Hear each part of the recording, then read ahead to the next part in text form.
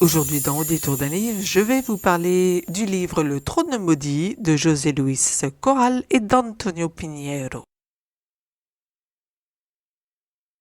Il s'agit d'un roman qui se base sur une vaste toile de fond historique, tout en mettant en lumière des événements réels et des personnages légendaires comme Hérode le Grand et Jésus de Nazareth. Nous sommes à l'approche de Noël, donc Jésus avait toute sa place dans ma lecture de la semaine. Allez, pour découvrir de quoi parle ce roman, c'est par ici. Le Trône maudit. C'est un pavé à lire, mais quel plaisir. L'historien José Luis Corral et le philosophe Antonio Pinheiro, spécialistes du christianisme primitif, nous emmènent au cœur des royaumes de Judée et de Samarie.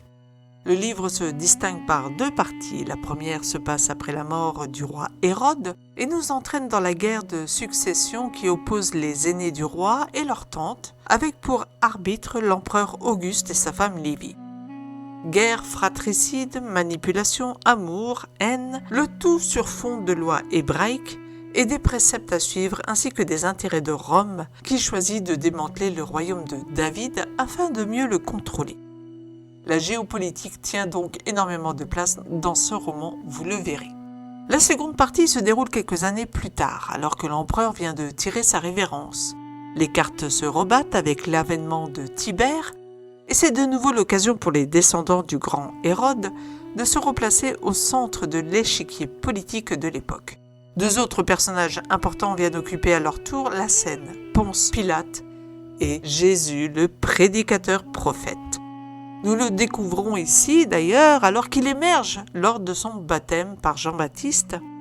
Et puis nous le suivons au travers de ses premiers prêches, dans son parcours dans le désert, avec l'épisode du temple, de la scène et enfin son arrestation. Et, si je puis dire, son procès.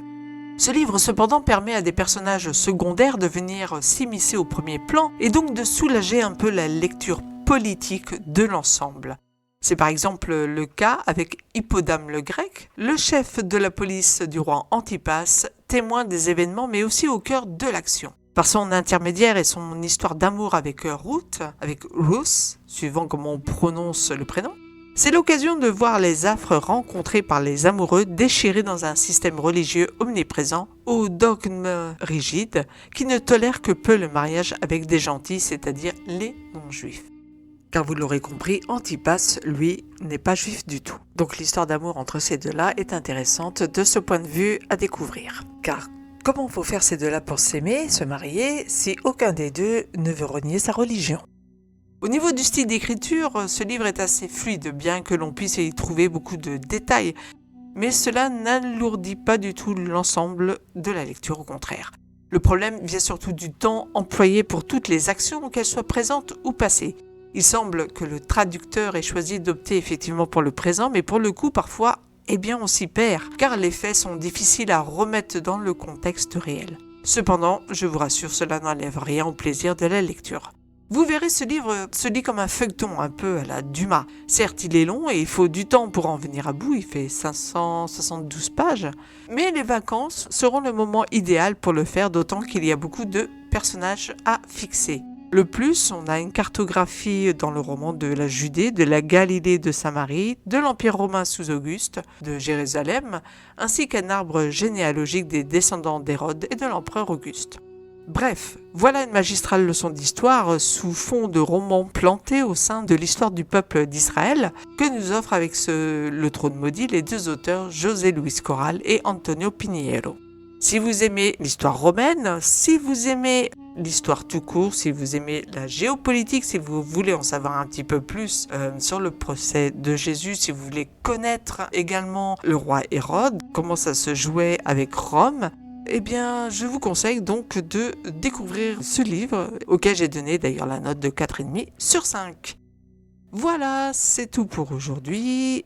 N'oubliez pas, si vous avez aimé la vidéo, de mettre un pouce vers le haut, de commenter si vous avez lu ce même livre, de vous abonner à la chaîne si ça n'est déjà fait, d'activer la cloche de notification, de partager bien évidemment.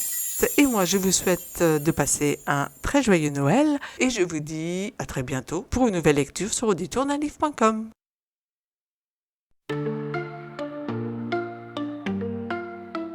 When écran devant moi, l'histoire se déroule, je plonge dans les mots, les pages qui s'écoulent.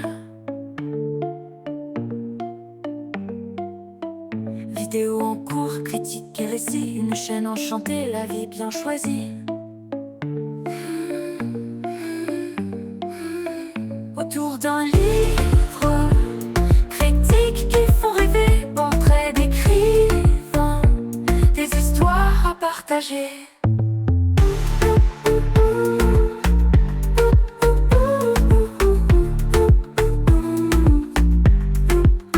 Des romans, des essais, chaque jour une pépite, les lignes se dévoilent sous nos regards avides. Connectés à